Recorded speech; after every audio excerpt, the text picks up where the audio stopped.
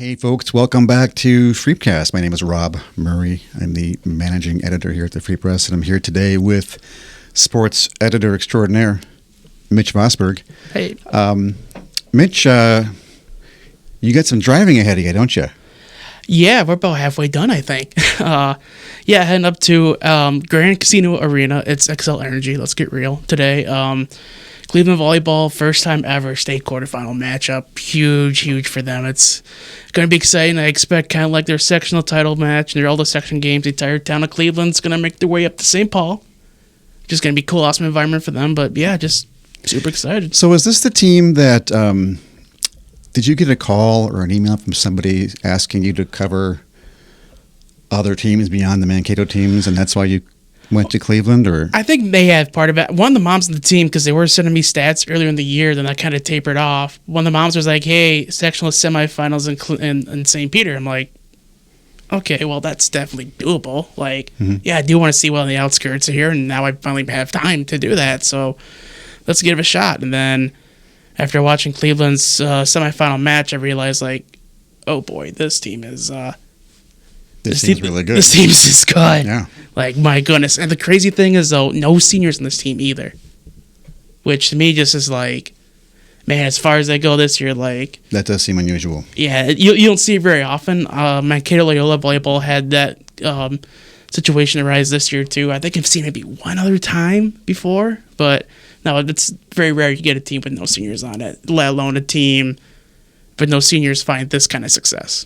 So their game is tonight. Yes. So people may or may not, by the time this ends up getting published, we may already know who won. So let's say yay Cleveland for the big win tonight. Yeah, I'd say yay Cleveland. I'm hope we're right about that. Yeah. And if not, it was a good run. Hey, yeah, you what? No matter what, they're one of the 8 teams left in their Class A right now playing volleyball. Like that's a good enough accomplishment there. That was their first sectional championship. Like a lot of good things happened this season for them, and good things are going to keep happening.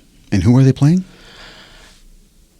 For some reason, I can't think of that off the top of my head right now. I'm pulling like 5 different directions right now. I cannot remember the name of the opponent right now. But minor details. Yeah. But you'll find out when you get there. Yes. All right. Also wanted to talk to you a little bit about your column. Yeah. That was a really nice piece of writing you did there. And we have at least one email from a reader who came in that thought it was fantastic. And tell me a little bit about, if people listening haven't heard or haven't read the column, give us a kind of the quick version of that story that you told in your column. Yeah, so basically for me as a journalist, for every reason, I was so dead set. Like when I know I have a team that's going to find a lot of success, I'm dead set. I'm like, okay, let's get the state title game. Let's get to the state title game. And back in June, I had 2 different injuries going on at the time. I had 2 teams in softball that were pushing state quarterfinals. And the problem is when you're up in Escanaba, up in the UP, and you got to play downstate, you got to drive a lot of miles. I went probably I went well over 2,000 miles in 8 days just for high school softball because I'm that committed or that insane. I don't know. There's a fine line. I got to figure out where that's at right now. But neither team won a state title. I just felt just this big dread of like disappointment. Like, man, all this work for nothing. And then like I didn't really want to write for the couple of months there because I just got so worn down.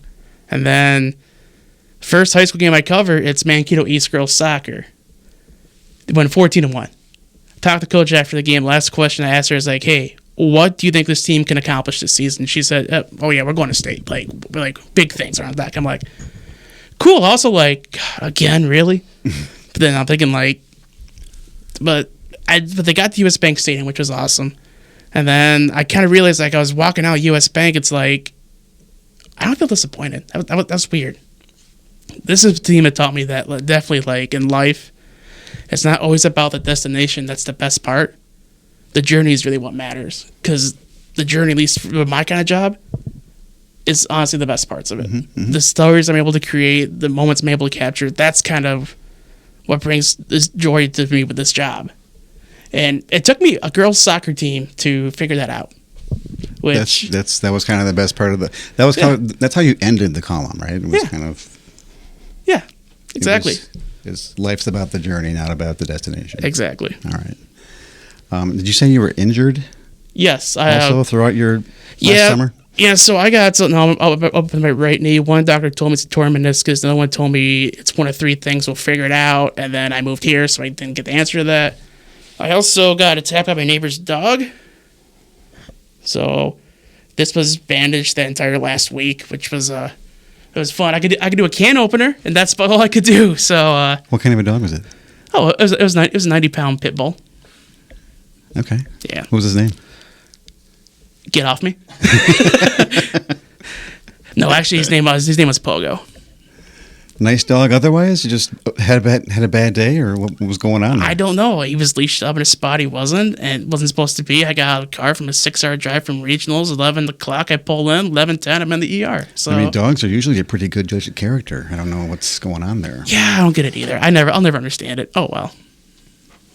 Well, I'm sorry you had to have a bad knee and a bandaged wrist. Did you have stitches on there? What did they do for you? They put on some tape. I mean, it wasn't deep enough for stitches. There's like some strips I put on. They tucked the skin in, and it's hard to shower doing the Statue of Liberty pose. I will say that. It's kind of tricky, but no, we're good now. So what made the dog let you go? I think me screaming. Okay. I think these things what did it, but yeah. I think it could have been worse. My brother said the exact same thing. Yeah. So yeah, it could have. All right. So that's the story of your column and your injuries. And what else is going on in high school sports this week? Anything that we need to be aware of or pay attention to? You got high school girls swimming.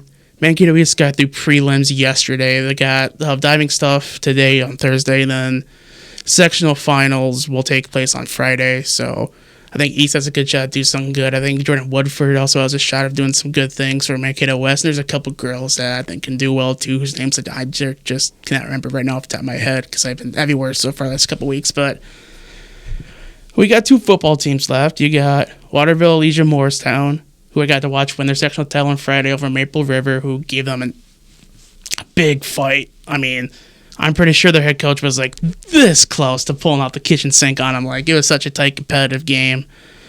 They got Goodhue tonight, Thursday. We'll see how it goes. It's kind of a clash of styles because WEM, it's a power T style, and Goodhue is old school wishbone look.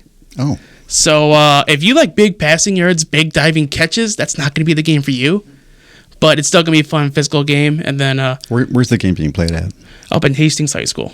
Okay. Yeah, state quarterfinal. And then Waseca also has their state quarterfinal game on Saturday. I'm going to head up to as well. So Blue Jays and Buccaneers are both undefeated right now. So both teams are a win away from getting to the U.S. Bank, which would be kind of a cool reason to go up there again, right? Waterville, that town lives and breathes for that football team. Yeah, and that football field is one of the cooler environments I've been at. Yeah. I got to go out to practice on Tuesday. I've actually been to that field for a game, and it's pretty unique. Oh, it's something else. It's cool. Yeah. It's awesome. They're undefeated? Undefeated. 10-0. All right. Yeah. Well, good luck to both Waterville and Waseca. Yeah. How about Maverick hockey? This is kind of fun because, again, they started the year 17 new guys. You can tell things are starting to mesh better. They're doing better in the face-off circle. At one point, of the 15 goals they scored, 11 came in the power play, so they're trying to find even strength opportunities. They figured it out against St. Thomas last week. They split. 2 weird plays got lit to 2 St. Thomas goals. Just like head coach Luke Strand said, you just can't coach weird. Just some weird plays, like weird stumbles behind the net, or a weird stumble led to a 2-on-1 that was the game-winning goal for the Tommies. But I asked Luke, where you guys want to grow next? He said, we just need scoring depth. Because honestly, their first line right now with Sawyer Scholl, Luigi Benincasa, and Tristan Lemire, good first line. They're producing. Second line with Jack Smith and Alex Zetterberg right now, also contributing really, really well right now. Is that special counsel Jack Smith? I don't think so. He came from Duluth, so... But no, just what can they find now on the third and fourth line from scoring? I mean, Liam Watkins had 2 assists on Saturday, so that's starting to look there, but they just need to find that depth scoring because you can't roll with just 6 forwards when you have 12 on the bench. I mean, maybe a couple guys in the bottom 6 may specialize in just penalty killing, which had to go out in the ice 4 times in the third period on Saturday. But No, they just need to find some more depth outside of their top 6. So you said 17 new people? Correct. Do you have a sense, and this is because of the portal and transferring, do you have a sense for it does seem like even with the portal, 17 new people on your team is something. That yes, seems like yes, super unusual. Yes, it is absurd. And there are programs, like I think RPI had 19 new guys. I may be wrong on that, but no, like there's just some programs. It was a weird year because like a clean slate. Well, the thing is though, they graduated 10 guys from last year's team. Then 8 went up and bolted for the portal. So they brought in 17 new guys. But still, like, you lose 10 at graduation, that's just big. It was going to be a big loss no matter what. That's a lot for any year. Yes. So I know in football it's a free-for-all whenever the portal opens, and basketball is kind of the same way. But I wasn't sure how much hockey had been affected. Is every team dealing with it the same way Mankato is? In terms of how many people are new and leaving? And It's kind of become a trend. Again, it just varies from year to year. Like, obviously, like I said, you lose 10 to graduation and 8 to the portal. It's going to happen. I think any given year it could happen. NIL is starting to sneak in, too. Like, you saw Penn State get their stud for $750K. What's the total? MSU was also in the running, but apparently they only offered $250,000. So it's starting to become a wild time, especially in college sports. How this handles with Minnesota State, we will see. It's still very early in the process for them, I feel, because I think the CCHA is still a really good conference. It's just, I think, like we've talked in the past, like with the Big Ten forming their own thing, and then now you got the WC, you got other leagues out there too. So it's kind of hard trying to figure out right now the college landscape because it's still kind of a fresh landscape. So there's still a lot, I think, that could happen with Minnesota State. I don't know if good players getting poached is going to be the right answer to that, but those opportunities are going to exist for these guys. I mean, these opportunities existed for guys that also came in, too. So there's kind of a bit of a revolving door aspect, too, whereas, good players from smaller schools can come to here, but Minnesota State also, the other juggernauts, it's kind of an opportunity for some players to venture out. Like, one kid went to Wisconsin, one kid went to Ohio State. Obviously, those are going to be bigger opportunities. But you get some kids that come in from smaller schools that also, come to Minnesota State's opportunity. Because in the locker rooms, there's a wall full of former Minnesota State hockey players that play in the NHL. So it's still a step where, yes, you can come to the NHL, but there's still, if you look compared to everything else, there's still an opportunity, maybe these bigger schools that have more money. Fun fact about Ohio State, their coach, Steve Rollick, and I played on the same team. Oh, no way. In grade school, yeah. Nice. Yeah. He was a lot better than me. My grandpa actually ran track against Paul Warfield, who played at Ohio State, but that's a story for a different day. So, yeah. So we got Bemidji State coming up? Bowling Green this weekend. Oh, it is Bowling Green. Yes. There's some history with that school, too. I've been to a few games where it's rough and tumble. It's very, very competitive. What's the outlook on them? What do we know about them? So it looks like they got a good mix. At least what Luke was telling me, it's a good mix of youth and veteran presences. They're a team that's probably in the CCHA. They're still trying to get their feet wet. They don't really have that great win yet. I mean, they swept Superior State. Record-wise, could tell you, this may not be the best matchup, but it's still so early in the season. I feel like Bowling Green could be one of the top 4 teams in the conference. Okay. So their record to me is a bit misleading. They have 2 goalies right now, the 3 that are actually playing on really high level. They have a couple guys that are chipping in. They don't have quite that scoring depth yet either. There's a couple guys that they have one defenseman who's pretty shut down, but as long as Minnesota State can play their game, kind of limit the weird, and as long as Tracy plays like Tracy, I mean, I don't see why they can't take at least one game this weekend.